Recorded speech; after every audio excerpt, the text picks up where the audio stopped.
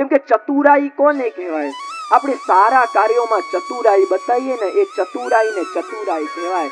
પણ ઘણી વાર આપણે એ સેવાથી બચવા માટે, સત્સંગથી બચવા માટે જે આ બધી ચતુરાઈઓ બતાવીએ છીએ ને, કે શું કરીએ, સેવા કરવાની તો બહુ જ ઈચ્છા થાય છે, પણ શું કરીએ, ટાઈમ મળતો નથી. એટલે સામે અનુભવી બેસ્યા હોય એટલે કહેવાની તો જરૂરત પડે નહીં. આપણે કહેતા હોય ને કે શું કરીએ, દર્શનમાં તો જવાની બહુ જ ઈચ્છા થાય છે, પણ શું કરીએ, રસ્તામાં એટલું ટ્રાફિક છે અને એવું લાગે ક્યારે પહોંચીશું. એટલે આવી બધી જે બધી ચતુરાઈઓ આપણે બતાવીએ છીએ ને, તો આવી બધી ચતુરાઈને શ્રી હરિરાય મહાપ્રભુજી ચૂલે નાખે છે અને જ્ઞાનીને તો યમને જ ખવડાવે છે. કે ભાઈ જ્ઞાની કોને કહેવાય? જેને બધું જ્ઞાન મેળવી લીધું, જ્ઞાન મેળવ્યા પછી પણ એ પ્રભુની સેવામાં જોડાતો નથી, તો એવા જ્ઞાનીએ તો હરિરાય મહાપ્રભુજીએ યમને ખવડાવે. કેમ કે ઘણી વાર આપણને લાગતું હોય કે આપણે તો બધાને બનાવી શકીએ છીએ, આપણને લાગતું હોય કે આપણે મોટી મોટી ચતુરાઈઓ કરીએ છીએ, પણ ઘણી વાર થાય કેવું, આપણે મોટી મોટી ચતુરાઈઓ બતાવવા જઈએ ને, તો આપણી ચતુરાઈ છે ને ઘણી વાર આપણને ચૂલે નાખતી હોય છે. પેલો ગોકુલનાથજીના હાસ્ય પ્રસંગમાં પેલો પ્રસંગ પણ નથી આવતો કે એકવાર એક છોકરો હતો અને એની ખૂબ ઈચ્છા કે મારા લગ્ન થાય, પણ બિચારાને છે ને કઈ સંભળાય નહીં અને પેલાના બિચારાના ક્યાંય લગ્ન નક્કી ન થાય. અને જ્યાં એના લગ્ન નક્કી ન થાય, પણ એક જગ્યાએ એની વાત ચાલી અને ત્યાં સાસરાવાળાએ રોજે બોલાવે કે એક વાર તો જમાઈ રાજા આવો, એક વાર તો અમારા ત્યાં આવો. તો પેલાને લાગે એક પણ વાર હું ગયો અને એમને ખબર પડી કે મને સંભળાતું નથી, તો પાછો હું ગયો. પણ એક વાર થયું એવું કે એના જે સસુરજી હતા ને, હવે સસુરજીની તબિયત બહુ બગડી. હવે બધા ગામના બધા લોકો જઈને આવ્યા. હવે એને બધા કહેવા લાગ્યા કે અમે બધા જઈને, તું જઈને નથી આવ્યો?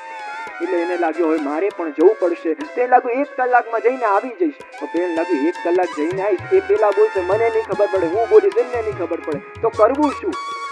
હવે એટલે પેલા વિચાર કરો કે કરીએ શું? તો ત્યારે પેલા વિચાર કર્યો કે જો સસુરજીની તબિયત ખરાબ છે, તો એવું કરું 3-4 છે ને ક્વેશ્ચન રેડી કરી નાખું અને 3-4 પ્રશ્ન રેડી કરી નાખું અને જ્યારે પેલા થઈ જાય, જ્યારે એ થઈ જાય ત્યારે ભાઈ હું કહી દઈશ કે મારો ટાઈમ થઈ ગયો છે, મારે ફટાફટ નીકળી જવાનું છે. તો ત્યારે પેલા વિચાર કર્યો કે હવે એમની માંદી તબિયત છે તો શું કરું? તો એવું સૌથી પહેલા એને પ્રશ્ન લખ્યું કે સસુરજી બતાવો કે હવે આપની તબિયત કેવી છે. તો ત્યારે એને લાગ્યું સસુરજી બોલશે હવે ધીમે ધીમે સારું થઈ રહ્યું છે. તો એ બોલશે હવે આવી રીતે જ આપણે સારું થશે. તો આ એક પ્રશ્ન થઈ ગયો. હવે બીજો પ્રશ્ન પેલા એ લખ્યો કે સસુરજી બતાવો આપના વૈદ કોણ છે. તો ત્યારે પેલા કહેશે કે એ મારા વૈદ છે. તો ત્યારે હું કહીશ કે તો બહુ જ સારા વૈદ છે અને એ તો કોઈને ખાલી હાથ જવા દેતા પણ નથી. અને ત્યારે પેલા એ ત્રીજો પ્રશ્ન લખ્યો અને ત્રીજો પ્રશ્ન લખીને પૂછી લીધું કે સસુરજી બતાવો આપને ખાવામાં શું કીધું છે. અને ત્યારે એમને ખાવામાં શું કીધું, અંતે એમને લાગ્યું કે કહેશે ખીચડી વિચડી, તો કીધું કે એ તો ખાવામાં પણ બહુ સારી અને પચવામાં પણ બહુ સારી, એવું હું કહી દઈશ. પણ જા પેલો જે છોકરો હતો એ સસુરજી પાસે આવ્યો અને એટલા ટાઈમ પછી આવ્યો હતો ને, એટલે સસુરજી પણ છે ને આજે થોડા ચીડાયેલા હતા અને વિચારીને બેસ્યા હતા કે આજે આ જે પણ કઈ પૂછે ને એનું ઊંધું જ જવાબ આપવું છે. એટલે ત્યાં જ જ્યાં એને સસુરજી પાસે લઈ જવામાં આવ્યો અને જ્યાં પેલા એ સૌથી પહેલા પ્રશ્નનો બોમ્બ ફોડ્યો અને પૂછી લીધું સસુરજી બતાવો હવે આપની તબિયત કેવી છે. તો ત્યારે સસુરજીએ કીધું કે હવે તો મરવા પડ્યો છું અને મરીને શાંતિ થશે. અને ત્યાં પેલો કહે કે એકદમ સાચી વાત કહી છે, આપને એમ જ સારું થશે. અને ત્યાં બધા લોકોની આંખો લાલ થઈ ગઈ કે આ શું બોલી રહ્યો છે, ગાળો થઈ ગયો છે કે શું. અને ત્યાં જ પેલા બીજો પ્રશ્ન પૂછ્યો અને બીજો પ્રશ્ન પૂછી લીધું સસુરજી બતાવ આપના વૈદ કોણ છે. ત્યારે સસુરજીએ કીધું હવે તો યમરાજ જ મારા વૈદ છે. અને ત્યારે એમને કીધું કે એ તો બહુ જ સારા વૈદ છે અને એ તો એવા વૈદ છે કે જો કોઈને ખાલી હાથ જવા દેતા પણ નથી, એટલે આપણું ઈલાજ પણ એ જ કરશે. અને ત્યાં જ પેલી એની થવાવાળી પત્નીઓ એને કૂણીઓ મારે, આજુબાજુથી લોકો બધા એને કૂણીઓ મારે કે આ શું બોલી રહ્યો છે તું. અને ત્યાં જ પેલા ત્રીજો પ્રશ્નનો બોમ્બ ફોડ્યો અને પૂછી લીધું કે આપ બતાવો આપને ખાવામાં શું કીધું છે. અને ત્યારે સસુરજી બોલ્યા હવે તો મને ખાવામાં પથરા કીધા છે. અને ત્યારે પેલો બોલે એ તો ખાવામાં પણ બહુ સારા અને પચવામાં પણ બહુ સારા. અને ત્યારે પેલા ગામના લોકો એને એટલો માર્યો અને મારીને એને ગામના બહાર કાઢી નાખ્યા કે આ કોઈ કામનો નથી. તેવી રીતે આપણે જીવનમાં આપણે મોટી ચતુરાઈઓ બતાવવા જઈએ ને, તો મોટી ચતુરાઈઓ બતાવવા જઈએ તો આપણી ચતુરાઈ છે ને ઘણીવાર આપણને ચૂલે નાખતી હોય છે. એ વાત અહીંયા શ્રી હરિરાય મહાપ્રભુજી આ સાખીની અંદર આપણને સમજાવે છે. આ સાખીની અંદર શ્રી હરિરાય મહાપ્રભુજી વર્ણન કરતા આપણને સમજાવી રહ્યા છે અને કહી રહ્યા છે કે પ્રભુએ આપણને આટલો સુંદર દેહ આપ્યો, પણ યદિ આપણને આ દેહની ઉપર મોહ થઈ જાય અને આપણને લાગવા લાગે કે હવે હું હર કાર્યને કરવામાં સર્વ સમર્થ છું, હવે મને કોઈની જરૂરત નથી, તો અહીંયા શ્રી હરિરાય મહાપ્રભુજી આપણને શું સમજાઈ રહ્યા છે કે મત ભૂલે મન માહી. કેમ કે જે દેહની ઉપર તું એટલું ગૌરવ કરી રહ્યો છે ને, તો એ દેહ પણ હંમેશા એવું ને એવું રહેવાનું નથી. કેમ કે જેવા 10 વર્ષ પહેલા જેવા તમે હતા, હમણાં તમે એવા ને એવા છો, અને હવે 50 વર્ષ પછી જેવા તમે થશો એવું જરૂરી ને આજે હમણાં જેવા છો એવા ને જ રહેવાના છો. તો અહીંયા શ્રી હરિરાય મહાપ્રભુજી આપણને શું કહી રહ્યા છે કે આ દેહની ઉપર વધારે આશ્રય લેવા જેવું, આ દેહની ઉપર વધારે ફૂલાવા જેવું છે નહીં. કેમ કે આ દેહ પણ આપણી જોડે ક્યાં સુધી સાથ આપે છે કે જ્યાં સુધી એની અંદર પ્રાણ છે ને ત્યાં સુધી આપણું સાથ આપે છે, અને જે દિવસ એની અંદરથી પ્રાણ ચાલ્યા ગયા એના પછી આ દેહ પણ આપણું સાથ આપતું નથી. પણ અહીંયા વલ્લભને શ્રી હરિરાય મહાપ્રભુજી સંગી કયા છે. કેમ કે સંગી કોને કહેવાય? કેમ જેમાં આપણા પરિવારજનો છે, આપણા ફ્રેન્ડ સર્કલ છે, એ લોકો આપણું સાથ ક્યાં સુધી આપે કે જ્યાર સુધી આપણા અંદર આ દેહમાં પ્રાણ છે ત્યાં સુધી એ લોકો આપણું સાથ આપે. પણ વલ્લભ કેવા સંગી છે કે જ્યારે આપણે આ દેહની અંદર હોઈએ ત્યારે તો આપણું સાથ આપે જ છે, પણ વલ્લભ એવા સંગી છે કે જ્યારે આપણે મૃત્યુ થઈ જાય ને ત્યારે પણ વલ્લભ આપણું સાથ છોડતા નથી. એટલે અહીંયા વલ્લભને સંગી કયા છે. કેમ કે વલ્લભની કૃપાથી આપણું બ્રહ્મ સંબંધ થયું, વલ્લભની કૃપાથી આપણા ઘરે ઠાકુરજી પધાર્યા, વલ્લભની કૃપાથી પુષ્ટિ ભક્તિ માર્ગ ફલિત થયો. અને વલ્લભ કેવા સંગી છે, જ્યારે જીવતા હોઈએ ત્યારે તો સાથ આપે, પણ જ્યારે આપણી માલા પહેરામણી હોય ને ત્યાં પણ વલ્લભની ઉપસ્થિતિ, તો જ્યારે જીવતા હોઈએ ત્યારે તો વલ્લભ સાથ આપે જ છે.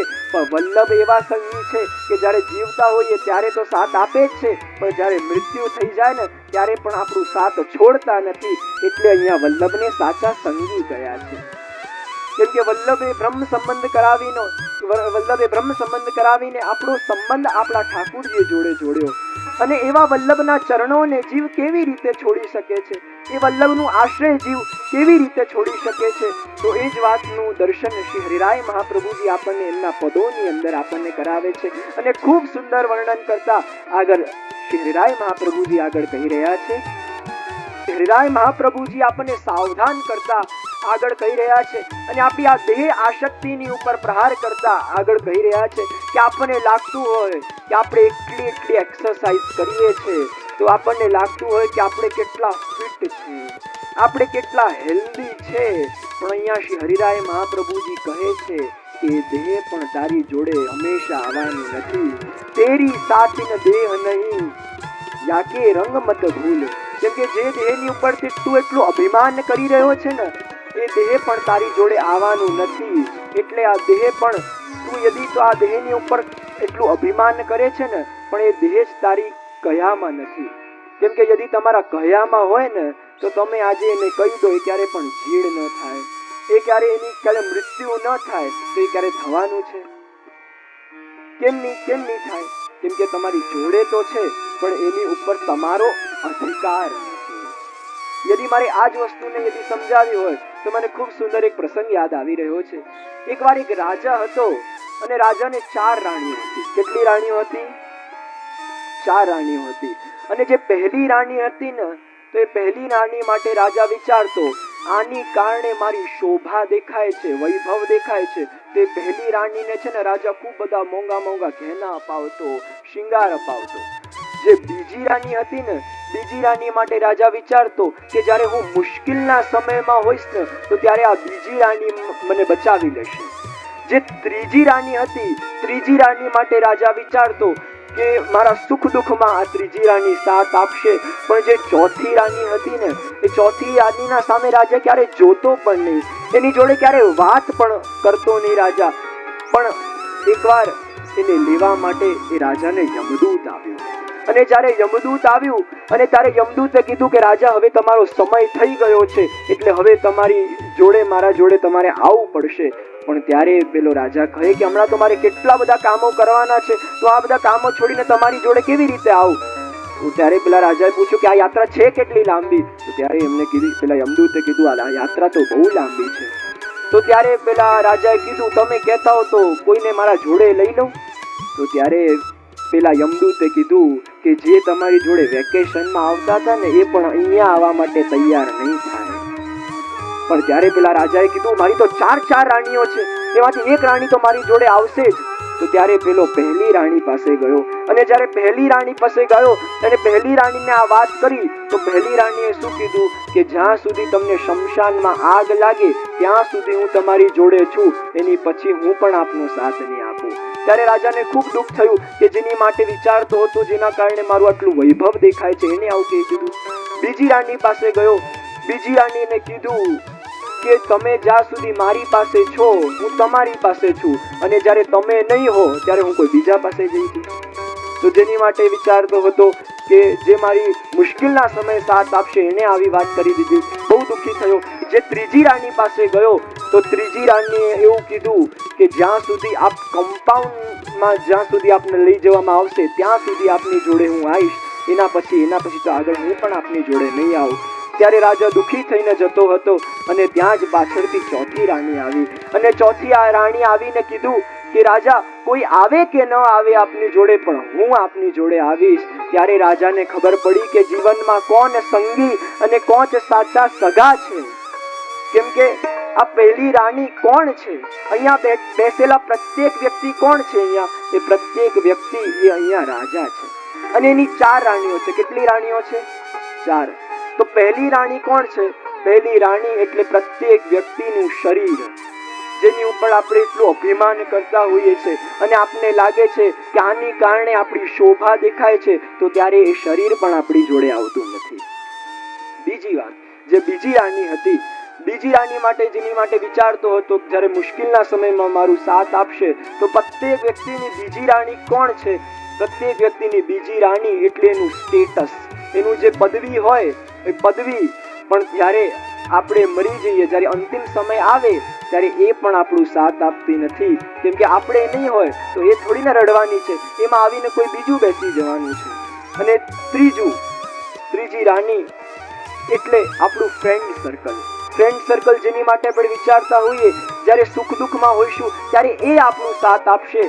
ત્યારે એ લોકો પણ, જ્યારે જીવનની સત્યતા શું છે, જ્યારે અંતિમ સમય આવે ને ત્યારે એ લોકો પણ ઘડીમાં જોતા હોય કે ક્યારે આને બહાર કાઢે અને અમે લોકો ઓફિસમાં જઈએ. કેમ કે આ જ સૌથી મોટી જીવનની સત્યતા છે. અને જ્યારે કોઈ પણ આપણું સાથ ન આપે ત્યારે આ ચોથી રાણી આપણું સાથ આપે છે. અને ચોથી રાણી કોણ છે? એ ચોથી રાણી એટલે સત્સંગમાં વિતાવેલો ક્ષણ અને સેવામાં વિતાવેલો ક્ષણ જ આપણી જોડે જીવનમાં સદા માટે આવે છે. જ્યારે કોઈ આપણું સાથ આપતું નથી, જ્યારે જીવનમાં કોઈ આપણું સાથ જીવનમાં આપતું નથી, ત્યારે યદિ કોઈ આપણું સાથ આપે છે તો એ તો સત્સંગમાં અને સેવામાં વિતાવેલો ક્ષણ જ આપણું સાથ આપે છે. એ વાત અહીંયા શ્રી હરિરાય મહાપ્રભુજી આપણને આ સાખીની અંદર સમજાવી રહ્યા છે. હવે આપણે આગળની સાખીનું ગાન કરીશું, પછી એનું રસદર્શન કરીશું.